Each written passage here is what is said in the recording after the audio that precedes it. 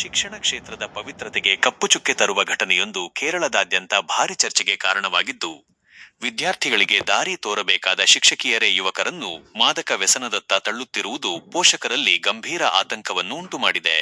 ಕೇರಳದ ವಡಕರದಲ್ಲಿ ಸಮಾಜಕ್ಕೆ ನೈತಿಕತೆ ಮತ್ತು ಉತ್ತಮ ಮೌಲ್ಯಗಳನ್ನು ಬೋಧಿಸಬೇಕಾದ ಶಿಕ್ಷಕಿಯರೇ ಮಾದಕ ದ್ರವ್ಯ ದಂಧೆಯಲ್ಲಿ ತೊಡಗಿರುವ ಆಘಾತಕಾರಿ ಘಟನೆ ಬೆಳಕಿಗೆ ಬಂದಿದೆ.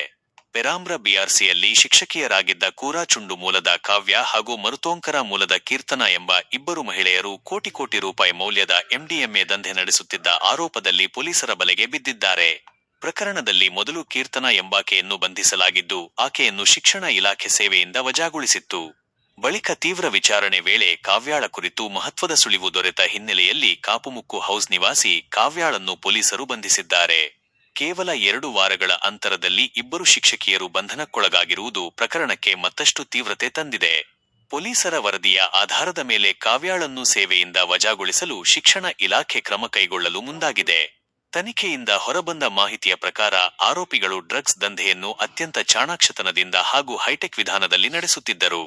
ಗ್ರಾಹಕರಿಂದ ಹಣವನ್ನು ಕ್ಯೂಆರ್ ಕೋಡ್ ಮೂಲಕ ಸ್ವೀಕರಿಸಿ ಬ್ಯಾಂಕ್ ಖಾತೆಗಳಿಗೆ ಕಂತುಗಳ ರೂಪದಲ್ಲಿ ಹಣ ಜಮೆಯಾಗುತ್ತಿದ್ದಂತೆ ಡ್ರಗ್ಸ್ ತಲುಪಿಸಬೇಕಾದ ರಹಸ್ಯ ಸ್ಥಳದ ಮಾಹಿತಿ ಕಳುಹಿಸುತ್ತಿದ್ದರು.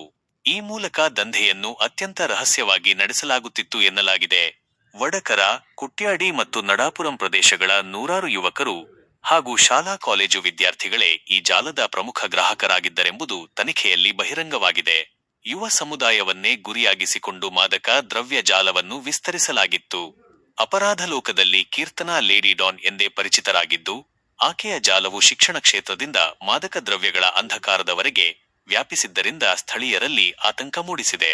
ಇನ್ನೂ ಖಾತೆಗಳಿಗೆ ಹಣ ವರ್ಗಾಯಿಸಿದ ರಹಸ್ಯ ವ್ಯಕ್ತಿಗಳು ಯಾರು ಹಾಗೂ ಈ ಜಾಲದ ಹಿಂದಿರುವ ಪ್ರಮುಖ ಸರಬರಾಜುದಾರರ ನಂಟು ಏನು ಎಂಬುದರ ಕುರಿತು ಪೊಲೀಸರು ತೀವ್ರ ತನಿಖೆ ನಡೆಸುತ್ತಿದ್ದಾರೆ.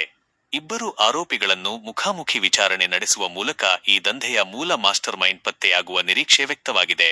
ಶಿಕ್ಷಣ ಕ್ಷೇತ್ರದ ಪವಿತ್ರತೆಗೆ ಕಪ್ಪು ಚುಕ್ಕೆ ತರುವ ಈ ಘಟನೆ ಕೇರಳದಾದ್ಯಂತ ಭಾರಿ ಚರ್ಚೆಗೆ ಕಾರಣವಾಗಿದ್ದು, ವಿದ್ಯಾರ್ಥಿಗಳಿಗೆ ದಾರಿ ತೋರಬೇಕಾದ ಶಿಕ್ಷಕಿಯರೇ ಯುವಕರನ್ನು ಮಾದಕ ವ್ಯಸನದತ್ತ ತಳ್ಳುತ್ತಿರುವುದು ಹೆತ್ತವರಲ್ಲಿ ಗಂಭೀರ ಆತಂಕವನ್ನು ಉಂಟುಮಾಡಿದೆ.